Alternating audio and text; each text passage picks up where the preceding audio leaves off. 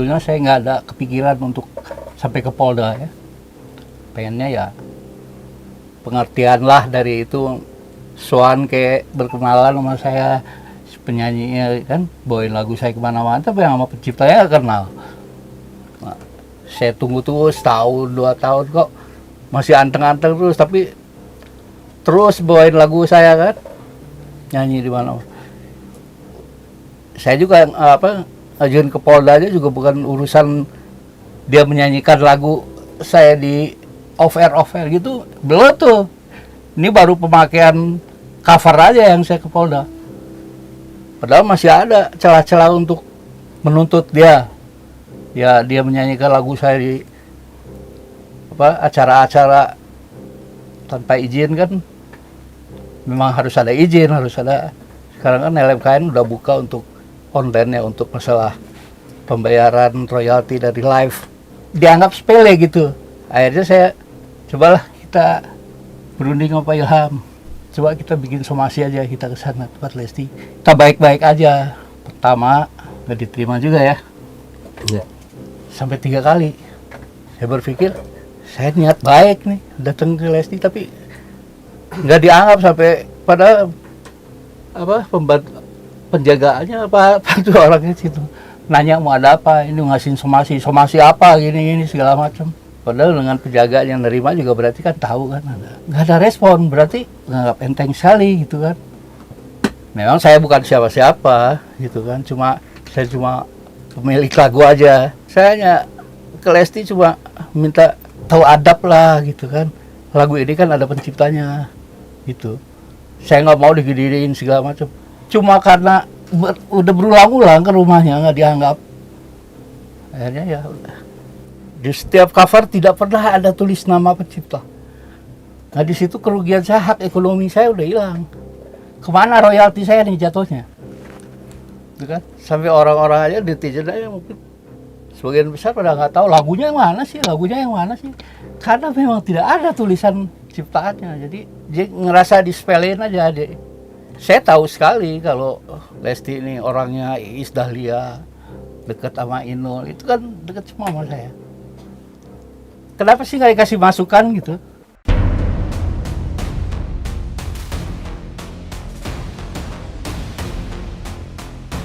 Gue ke Polda ini menuak kesalahan saya gitu, nggak dianggap sama sekali gitu. Bukti-bukti yang kita laporkan ya biasalah, yang Cover-cover yang dilanggarnya itu, yang pasti yang pertama itu pernyataan dari publishernya. Publishernya menyatakan bahwasanya tidak pernah memberi izin ke yang namanya Lesti. Ya. Yang kedua itu bentuk contoh-contoh video lagu yang saya taruh di flashdisk dan bentuk print out covernya yang di cover sama Lesti tersebut. Itu bukti-buktinya. Di Polda itu sangat sebentar. Karena apa? Karena udah mencukupi unsur. Makanya rekomendasi mungkin nggak nyampe 15 menit selesai, langsung ke SPKT, ya udah sampai setengah jam udah selesai semua. Nggak banyak tanya karena emang udah lengkap gitu loh. Kalau tuntutan kita berdampingan dengan Pak Yoni sendiri. Kalau dari awal datangnya ke kantor saya Pak Yoni itu tuntutannya nggak banyak. Gimana cara menentunya Lesti biar bisa bersilaturahmi, berkomunikasi dengan baik antara pencipta dan penyanyi. Kan itu awalnya sebenarnya. Kami nggak ada kepikiran untuk sampai ke pelaporan. Cuman sebagai kuasa hukum yang bisa dilakukan langkah hukum. Jadi kalau di langkah hukumnya itu seandainya somasi tidak direspon dan nggak ada itikat baik, langkah selanjutnya apa? Ya cuma pelaporan, nggak ada lagi. Emang sih lah harapannya langkah-langkah somasi, langkah-langkah hukum yang kita lakukan itu tujuannya untuk duduk bareng, untuk mediasi. Toh apapun bentuknya, semuanya kan permasalahan itu dua cuman solusinya, musyawarah, hukum, kan itu aja. Sekarang kita contoh, kita ke Polda, pelaporan. Kira-kira bisa nggak mediasi? Ya bisa. Orang ada restoratif justice kok sekarang. Jadi semuanya sama, arahnya ke situ. Cuman harapan yang kita kehendaki itu belum terpenuhi kitanya. Ya, saya coba nyari informasi aja tadi ya kan. Lesti siapa yang suruh gitu kan? Apa benar kan Lesti yang bikin, Lesti yang bikin sendiri? Ya mau sharing aja gimana?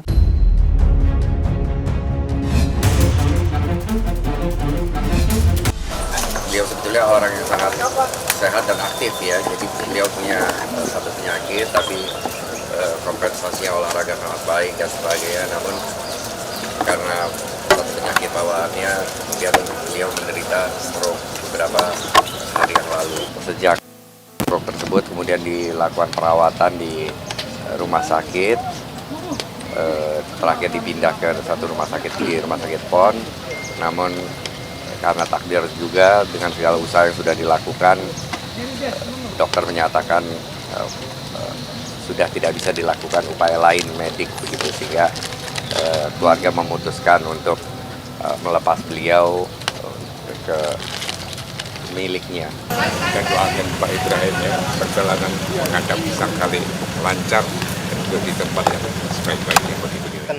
Bagi yang keluarganya kami doakan tetap sehat, bahagia, sejahtera, dan bisa memberikan sumbangan bagi negara kita. Mungkin alhamdulillah ya kalau saya bisa sampaikan, karena memang ada proses sakit beberapa hari, itu setidaknya membuat kita lebih siap begitu dibanding kalau kejadiannya lebih langsung. Dan terakhir Mbak Nana saya kira sangat kuat, Mbak Nana dan anaknya ya sangat kuat, dan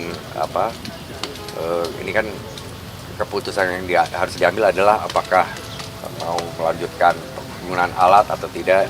Dengan dengan ikhlas Mbak Nana dan keluarga memutuskan untuk mengembalikan beliau ke pemiliknya. Itu sampai akhirnya dipertimbangkan untuk melepas alat-alat ini. Karena memang kondisinya sudah secara medik sudah tidak ada tindakan lain yang bisa dilakukan. Prosesnya sangat cepat sebetulnya, 4-5 hari, 5-6 hari. Jadi tidak lama dan jadi cepat lah, hitungan cepat. Tapi ya kita punya waktu yang cukup lah untuk menemani beliau di rumah sakit dan sampai akhirnya melepas beliau di tempat ini. Sebelumnya tidak ada tanda apa-apa? Nggak ada ya. Beliau memang punya satu penyakit yang tapi bukan sesuatu terkait otak ya. Jadi tapi mungkin itu berkontribusi juga ya terhadap pendarahannya. Beliau punya penyakit gula tapi rutin untuk ditreat, emang modelnya memang harus pakai insulin begitu, dia selalu melakukannya. Jadi nggak ada, biasanya kalau kami dengar dari rumah sakit kan ada darah tinggi atau apa, ini enggak, karena beliau memang aktif ya. Mohon doanya dari teman-teman agar almarhum diberikan tempat terbaik, dan untuk keluarga agar diberikan kekuatan, karena walaupun keluarga sudah ikhlas, tentu kehilangan orang dekat bukan sesuatu yang mudah, dan kami yakin tapi waktu pasti akan membuat penerimaan akan lebih mudah.